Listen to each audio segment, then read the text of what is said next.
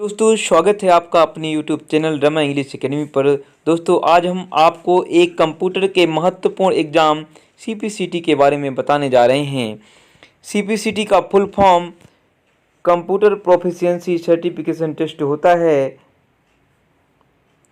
आइए जानते हैं CPCT क्या है, CPCT की एग्ज़ाम फीस कितनी है, CPCT का स्कोर कार्ड कितने ईयर के लिए वैलिड है और CPCT एग्ज़ाम को पास होने के लिए आयु सीमा क्या होनी चाहिए, CPCT की एग्ज़ाम फीस कितनी है, CPCT के अंतर्गत कौन कौन सा सिलेबस है, इस सभी चीज़ों के बारे में जानेंगे और साथ ही जानेंगे किस टॉपिक के अंतर्गत कितने क्वेश्चंस आते हैं। इन सभी के बारे में स्टेप बाय स्टेप जानते हैं। तो आइए देखते हैं। CPCT एक मैप IT द्वारा कंडक्ट करवाई जाने वाली एक एग्ज़ाम है। इसका उद्देश्य है कि आपको कंप्यूटर टाइपिंग के क्षेत्र में दक्ष करना और कंप्यूटर से संबंधित हर प्रकार के नॉलेज से एक्सपर्ट करवाना। तो आइए देखते हैं MCQ पर आधारित जो क्वेश्चन आते हैं वो किस बेस पर रहते हैं। तो सबसे पहले आपको देख लेना है जो कंप्यूटर के क्वेश्चन आते हैं। तो 1 से लेकर जो 3 तक का जो इसका टॉपिक है, 1 से लेकर ये आपका तीनों टॉपिक में जो आपका यहाँ पे हाईलाइट दिखाई दे रहा है, ये कंप्यूटर का टॉपिक है। यहाँ पर आपसे 52 नंबर के क्वेश्चंस पूछे जाते हैं जो पूरे के पूरे कंप्यूटर पर आधारित होते हैं। इसमें आपका बेसिक कंप्यूटर का नॉलेज होना चाहिए, शॉर्टकट की, हार्डवेयर सॉफ्टवेयर और इसके अंतर्गत नेटवर्किंग, टोपोलॉजी, बस टोपोलॉजी, इंटरनेट, ईमेल आदि के बारे में आपको बेहद नॉलेज होना चाहिए। दूसरा टॉपिक जो आपका आता है रीजनिंग कॉम्प्रिहेंशन स्किल्स।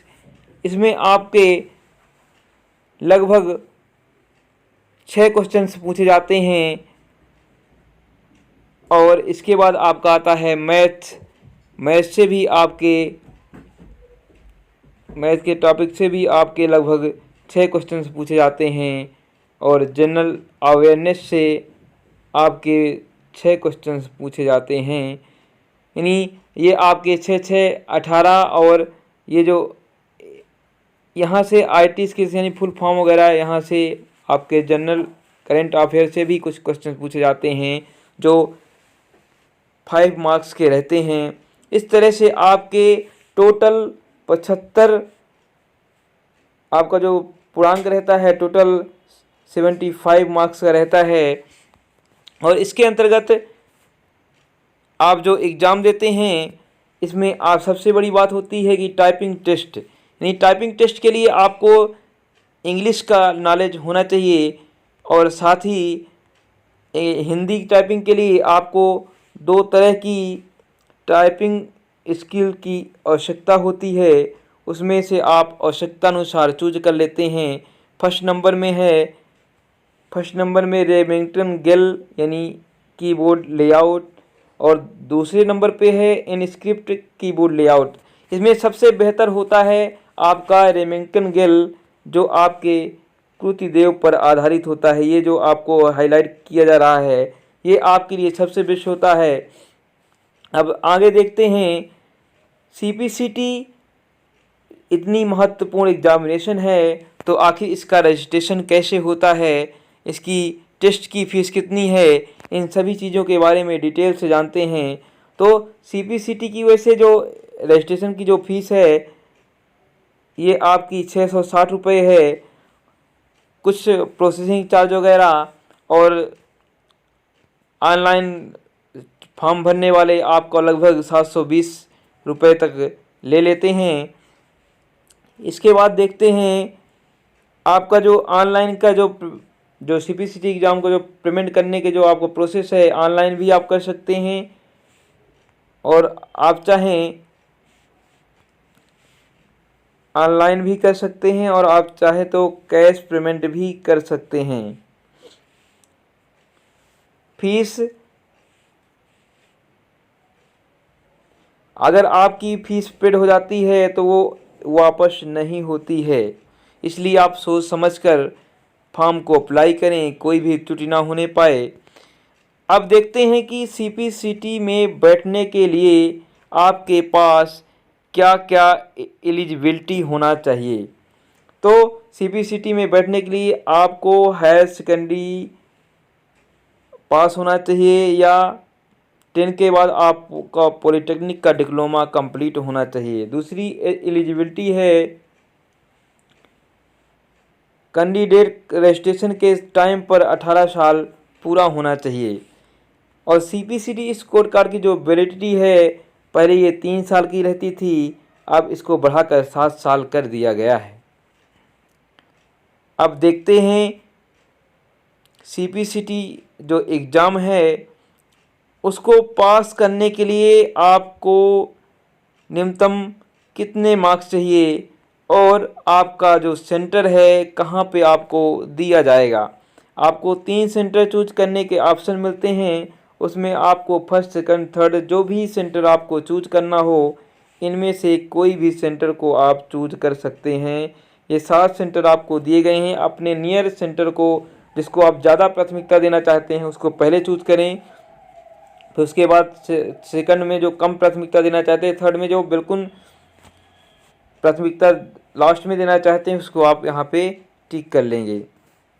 सीटी का जो मेन स्कोर कार्ड होता है, आपको कितने मिनिमम मार्क्स की आपको आवश्यकता होती है, तो आपको इसमें से मिनिमम मार्क्स जो हैं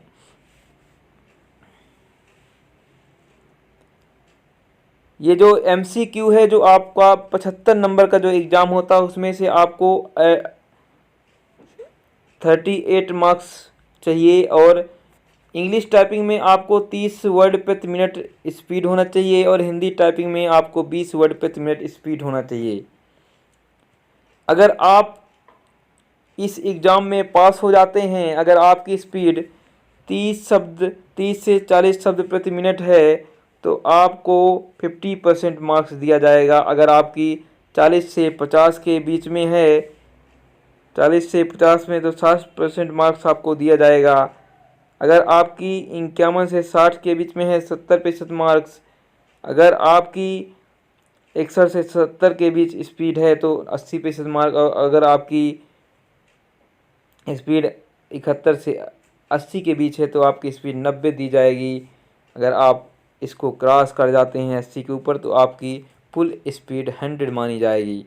इसी प्रकार से हिंदी टाइपिंग के लिए अगर आप 20 शब्द प्रति मिनट करते हैं तो आपको 50 का स्कोर कार्ड दिया जाएगा। अगर आप 26 से 30 करते हैं तो आपको 60 का स्कोर कार्ड दिया जाएगा। अगर 31 से 35 करते हैं 70 का स्कोर कार्ड। अगर 36 से 40 करते हैं तो 80 का स्कोर कार्ड। अगर 40 से 50 करते हैं तो 90 का स्कोर कार्ड। अगर आप 50 के ऊपर करते हैं तो आपको 100% मार्क्स दिए जाएंगे। तो ये रहा आपका सीपीसीटी।